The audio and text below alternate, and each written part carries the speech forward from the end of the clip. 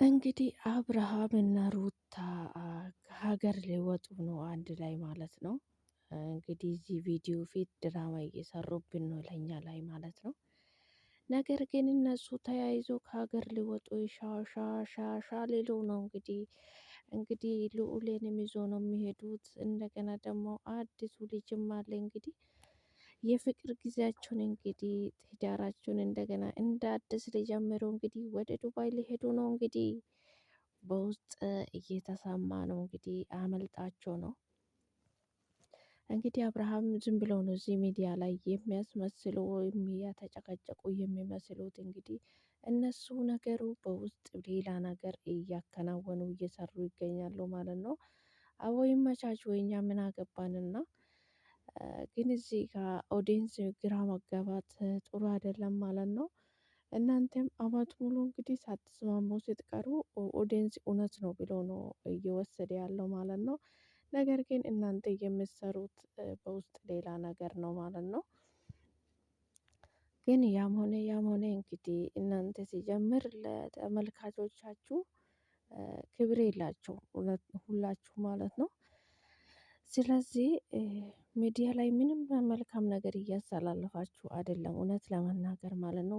እውነቱን እናወራ እየተባለ ነገር ግን ያው እናንተ ምንም ማድረግ አይቻልም። ቢዝነሳችሁን እየሰራችሁ ነው፣ ስራችሁን እየሰራችሁ ነው ብለን በዚህ እንውሰድ። ምንም ችግር የለም። እንግዲህ ሶዛት እንግዲህ በርቱ፣ ምንም ማድረግ አይቻልም። እንግዲህ ቤተሰቦች ታጋግቶ እንደዛ ገንዘብ ተቀብሎሽ ያንን ሰላም አግኝተሽ ብሎ ካርገሽ ፈለሽ በሰላም እየኖርሽ የምን በቲክቶክ ቪዲዮ እንደገና ሌላ ነገር መቆስቆስ ህይወትሽ ላይ ተረጋጊ እንጂ እናት። እድሜሽ 21 ነው። ምንድነው ጥድፊያው? በዚህ ጊዜ ያለ ቦይፍሬንድ አይኖርም እንዴ? ንገሩኝ እስኪ አንዳንዶቻችሁ። ግዴታ መጀናጀን አለብን እንዴ? ግዴታ የሆነ ሰው ተቃራኒ ጾታ በህይወታቸው ውስጥ መኖር አለበት? አይጓዙም ጉዞ ከዚህ ሌላ ነገር አያሳስብም? ሰው እኮ ለዚህ አልተፈጠረም። እንግዲህ አንዳንዶቻችን የምናስበው የምናስተውለው ከሆነ አንዳንድ ጊዜ ጓደኛ የለኝም፣ ወንድ ጓደኛ የለኝም፣ ብቻዬን ነኝ እያልን እንግዲህ ራሳችን የምናስጨንቅበት ሰዓት አለ ማለት ነው። በህይወታችን ውስጥ በመጀመሪያ ደረጃ ተቃራኒ ጾታ አያስፈልግም ማለት ነው። የሰው ልጅ ትዳር ከያዘ ትዳር እሺ የፈጣሪ ስጦታ ነው። ነገር ግን እንደዚህ በሚዲያ እየተዋወቅን ወንድ ግዴታ ከህይወታችን ውስጥ መኖር አለበት። የወንድን ቅጥቅጥ እየተከታተልን እንግዲህ ወንድ ልጅን የምንለማመጥበት ምንም ምክንያት የለንም፣ ምንም ማለት ነው። ወንድ ልጅ ምንድን ነው በእኛ ህይወት ውስጥ ምን ሲያደርግ ነው? ምን ሲያደርግልን ነው?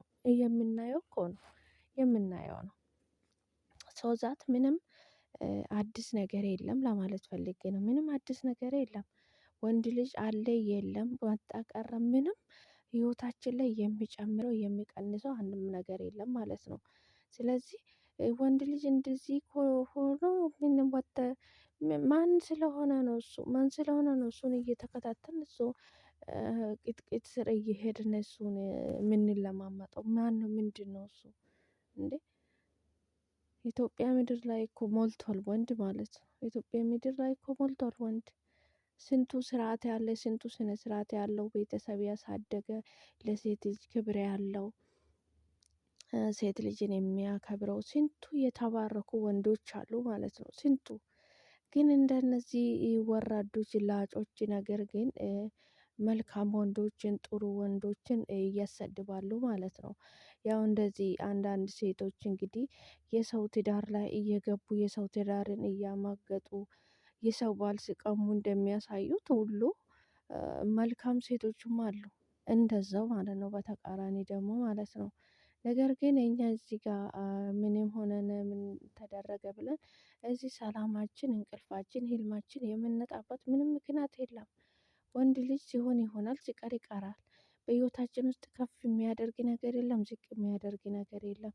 ህይወታችን የምንመራው በፈጣሪ እርዳታ እንጂ ወንድ ልጅ የኛ ህይወት ውስጥ መጥቶ ምንም ከፍ የሚያደርግ ዝቅ የሚያደርግ ነገር የለም። ነገር ግን ትዳር እንግዲህ የፈጣሪ ስጦታ ነው። ፈጣሪ ትዳር ከሰጠስ ትዳር መልካም ነው። ፈጣሪያችን የምናመሰግንበት ራሳችን የምንተካበት ስጦታ ነው ትዳር ማለት ነው። ነገር ግን ይሄ የወንድ ልጅን ቅጥቅጥ ስር እየሄደን እሱን የምንለማመጥ እሱ ደግሞ የኛን ክብር ዝቅ የሚያደርግበት ምንም ጉዳይ የለውም። ማን ስለሆነ እሱ ምን ስለሆነ ነው የኛን ክብር የሚያሳንሰው? እሱ ምንድነው? እኛ ምንድን? ሁለቱም ሴትም ወንዱም በዘጠኝ ወር ነው የተወለደው። ስለዚህ አንዳንድ ወንዶች ደግሞ ስትከበሩ ክብራችሁን እወቁ፣ ቦታችሁን እወቁ። እንደዛም አንዳንድ ሴቶች ደግሞ ማለት ነው ዝም ብላችሁ ወንዶች ላይ አትንጠልጠሉ።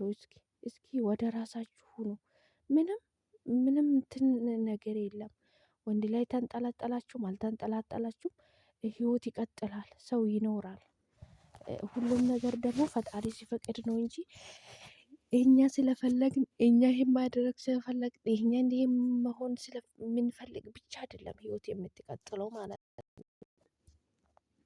እንደውም አንዳንድ ሰዎች ከህይወታችን ሲወጡ ማለት ነው በጣም ፈጣሪ የሚጠቅመንን ነገር መቼም ካጠገባችን አያርቅልንም። የሚጎዳን ነገር ደግሞ የሆነ ምክንያት ፈልጎ ነው ከህይወታችን ውልቅ የሚያደርግልን ማለት ነው። ስለዚህ ዝም ብለን የሰው ቄጥ ስር እየተከታተልን ህይወታችንን፣ ሰላማችንን፣ ጤናችንን ከምናጣ ከራሳችን ጋር ሆነን ሰላም አግኝተን ብንኖር መልካም ነው። ምንም አያደርግልንም ወንድ ልጅ በነገራችን ላይ ምንም ህይወታችን ላይ የሚጨምር የሚቀንስ ነገር የለም ከትዳር ውጪ ማለት ነው። ትዳር ሲሆን ብቻ ነው ወንድ ልጅ ለሴት ልጅ የሚያስፈልገው እንጂ እንደዚህ በላይፌ ጓደኛ የለኝም፣ ብቻዬን ነኝ፣ የሚረዳኝ የለም፣ ሀሳብ ምንም ሀሳባችን መካፈል ከፈለግን ቁጭ ብለን ከፈጣሪ ጋር ማውራት እንችላለን።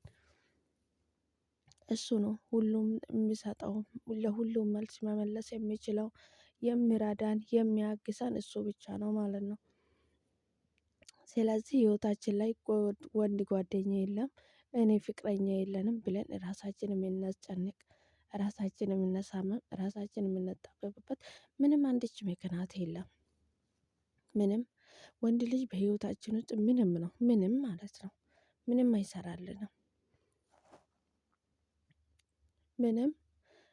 ስለዚህ ከራሳችን ጋር ሆነን ሰላም ሰላም፣ ውድና የተከበራችሁ የኔ ውድ ቤተሰቦች እንደምን አላችሁልኝ? ደህና ናችሁ ወይ? አለሁ እግዚአብሔር ይመስገን። እናንተ በያላችሁበት ቦታ ሰላማችሁ ይብዛልኝ። እንኳን ወደ ቤቴ በሰላም መጣችሁ ውድ ቤተሰቦች። ቪዲዮ ሲታዩ ሼር፣ ላይክ፣ ሰብስክራይብ በማድረግ ቤተሰብ ይሁኑ።